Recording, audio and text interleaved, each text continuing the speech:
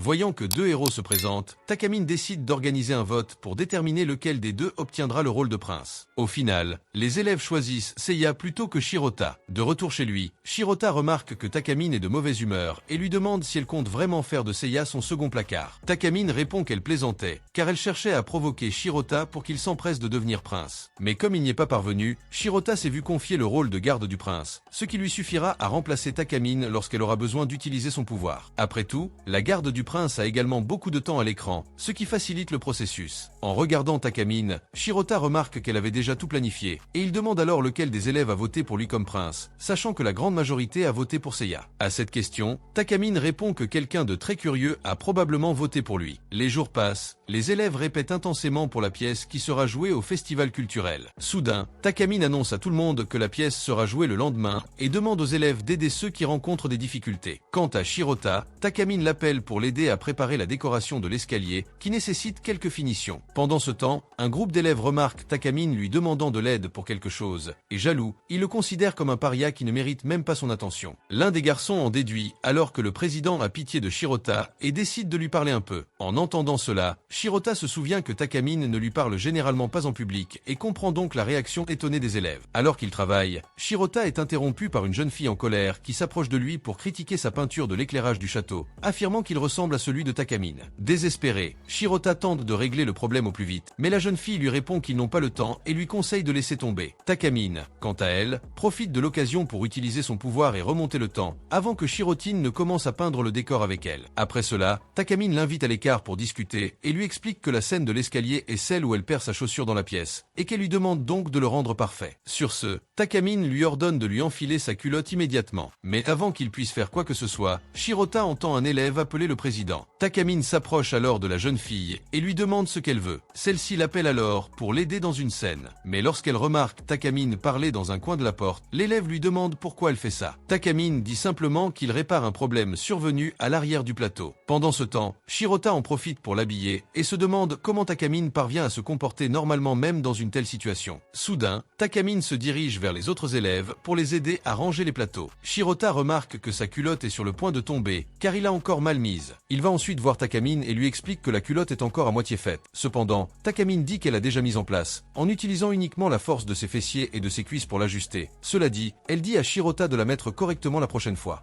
Et plus rapide. Mais pour l'instant, elle lui ordonne de l'aider dans les préparatifs de la pièce, afin que tout soit prêt à temps le jour du festival. Les élèves retournent ensuite travailler ensemble. À la fin de la journée, Takamine remercie tout le monde pour sa participation à la pièce, puis demande à chacun de bien se reposer afin d'être prêt pour le lendemain. Shirota, quant à lui, regarde par la fenêtre et remarque qu'il est déjà très tard. Il décide donc de partir en toute hâte. Soudain, il reçoit un message de Takamine qui l'appelle pour la rejoindre sur la terrasse. En chemin, Shirota ressent une étrange sensation et se demande de quoi la présidente veut bien lui parler dans un endroit aussi isolé. De plus, il trouve étrange que la porte de la terrasse soit déverrouillée à une heure pareille. Shirota en déduit qu'il a fait quelque chose qui a mis la présidente en colère, et c'est pourquoi elle a décidé de l'appeler pour le réprimander. Mais dès qu'elle le trouve, Takamine remarque qu'il est très nerveux, comme s'il attendait une réprimande. Elle passe alors devant lui et déverrouille la porte de la terrasse. Shirota, à son tour, lui rappelle que cet endroit est interdit d'accès. Takamine lui explique qu'il a obtenu l'autorisation des professeurs et qu'ils peuvent donc y aller sans craindre de futures punitions. Alors qu'il s'y dirige, Shirota lui demande pourquoi elle a invité. Takamine répond que profiter seule de cette nuit étoilée sur la terrasse ne serait pas du tout agréable, et qu'elle souhaitait donc avoir quelqu'un à ses côtés. De plus, Takamine ajoute que c'est leur dernière chance de rester tard à l'école, puisque c'est leur dernière année à l'établissement. En l'entendant dire que ce sera leur dernière année, Shirota commente le festival de l'année prochaine, et Takamine lui rappelle qu'ils passeront l'examen d'entrée à l'université l'année prochaine. Donc les élèves ne seront pas d'humeur à rester tard à l'école pour organiser un festival, car ils seront occupés à étudier. Quant à elle, Takamine dit que l'attente du festival du lendemain lui donne des papillons dans le ventre, d'autant plus qu'elle a un casier à côté d'elle, ce qui l'aide en cas de besoin. Dans ce message, Takamine révèle qu'elle regrette de ne pas avoir sorti Shirota de son casier lors du festival de l'année dernière. Après tout, elle n'imaginait pas qu'il serait aussi utile, et elle a donc l'impression de l'avoir gâché. Pendant ce temps, Shirota se souvient qu'un nouveau festival aura lieu dans 2 ans, après la réussite de l'examen d'entrée. En entendant cela, Takamine lui rappelle qu'il devra redoubler blé s'il veut y participer. Cependant, Shirota dit qu'il parlait du festival culturel de l'université, qui, en plus d'être bien plus grand que celui de l'école, permet de veiller tard pour préparer le festival et de profiter encore plus de la nuit étoilée. De plus, Shirota précise qu'il compte continuer à aider Takamine en tant que casier à l'université. En l'entendant prononcer le mot « travail », Takamine lui demande ce qu'il entendait exactement par là, et Shirota commence à désespérer, affirmant qu'il ne voulait pas donner un double sens à ce mot. Et soudain, Takamine se tait, ce qui gêne Shirota. Cependant, elle rompt bientôt le silence et dit que lorsqu'elle a lu Cendrillon pour la première fois,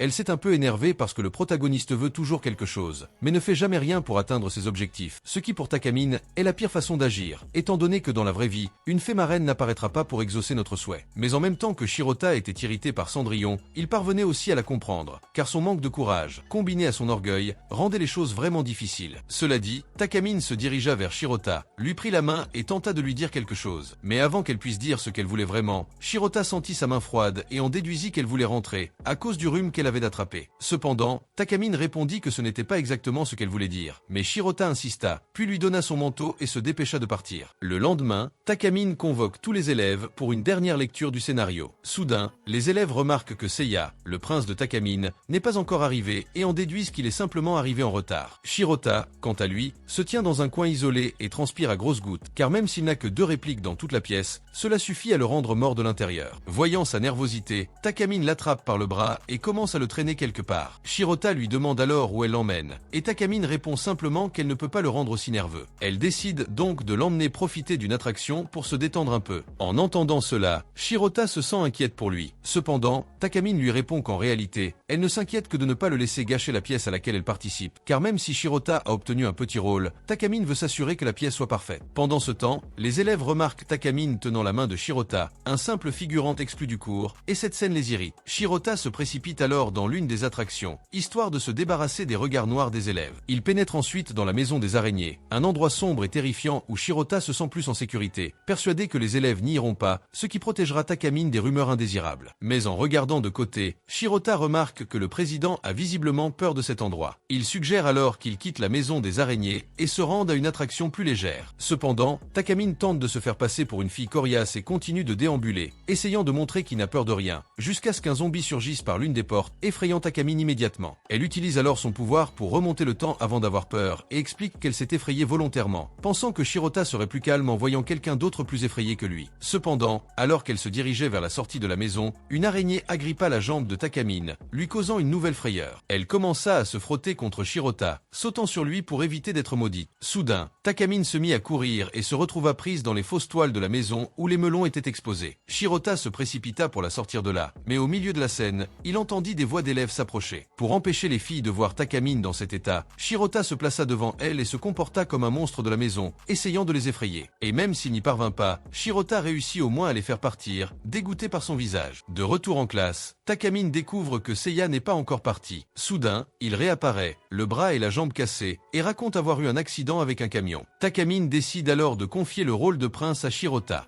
Et mes amis, encore une fois, la journée a été sauvée par Truxama, qui a failli prendre un autre Gaisuke. Celui-ci n'a pas fini dans un autre monde. Non seulement tout était cassé, mais si vous voulez voir la suite, et le dernier épisode de cet anime complètement fou, laissez un like et abonnez-vous et je vous apporterai la suite. Je suis allé.